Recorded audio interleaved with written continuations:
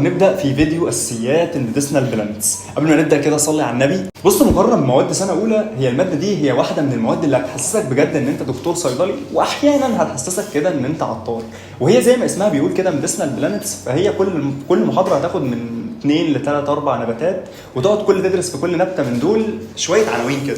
اول عنوان هتدرسه هو عنوان الاوريجين. الاوريجين ده مقصود بيه تسميه النبته، وانت المفروض في الحاله دي هتبدا تسمي النبته بالاسم اللاتيني ليها. كل نبته هتدرسها هيكون ليها طريقه تسميه معينه، واللي اتكلمنا عنها من شويه في التكسونومي. فانت المفروض يا صديقي بيكون عندك 3 حاجات: الجينس بتاع النبته، والسبيشيز بتاع النبته، والفاميلي بتاع النبته. الثلاثه دول بيكونوا هم الاوريجين بتاع النبته. لما بيجي بيقول لك في امتحان الفاينل وات از ذا اوريجين اوف اي نبته بقى انت بتدرسها، نبته الجينسينج، نبته السنه، ايا تكن، المفروض هتقول له الثلاث حاجات دول: ايه الجينس والسبيشيز والفاميلي. انا المفروض دلوقتي لو جيت قلت لك انت اسمك ايه يا صديقي، هتقول لي انا اسمي كذا، ابن كذا، من عيله كذا. هو نفس الحاجه بقى بالظبط بتحصل في النبات. لما بنيجي نسال النبات انت اسمك ايه او ايه الاوريجين بتاعك، هتقول لي الجينس بتاعي اللي هو اسمها كذا، والسبيشيز بتاعي كذا، والفاميلي بتاعي كذا.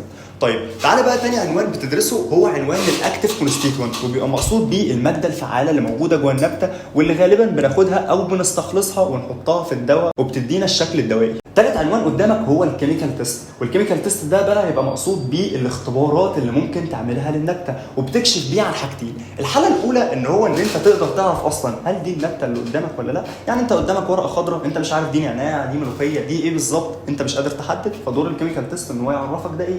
انما الاحتمال الثاني ان النبته دي تكون مغشوشه. يعني مثلا انت رايح تشتري ملوخيه، هو حاطط لك فيها شويه نعناع، فرضا ان انت انسان ما بتعرفش تشم لاي سبب، فازاي هتقدر تفرق ما بين ده؟ ان انت تقدر تعمل كيميكال تيست. طبعا هو الموضوع بيبقى اكبر من كده. الكيميكال تيست ده انا عايز اقول لك من اهم الحاجات اللي هتدرسها ولازم تعرفها، لان لو ربنا رزقك في المستقبل واشتغلت في اي جهه حكوميه، فيكون دورك الاساسي ان انت تشتغل على موضوع الكيميكال تيست ده. العنوان الرابع بقى هو الميديسنال يوزز، وبيبقى مقصود بيها الاستخدام الدوائي اللي احنا بنطلع بيه من الماده الفعاله او بنطلع بيه من النبته دي، او وكمان ساعات بيتفرع منه عنوان تاني وهو الاشكال الدوائيه اللي بيخرج منها. يعني اسامي الادويه اللي بتخرج من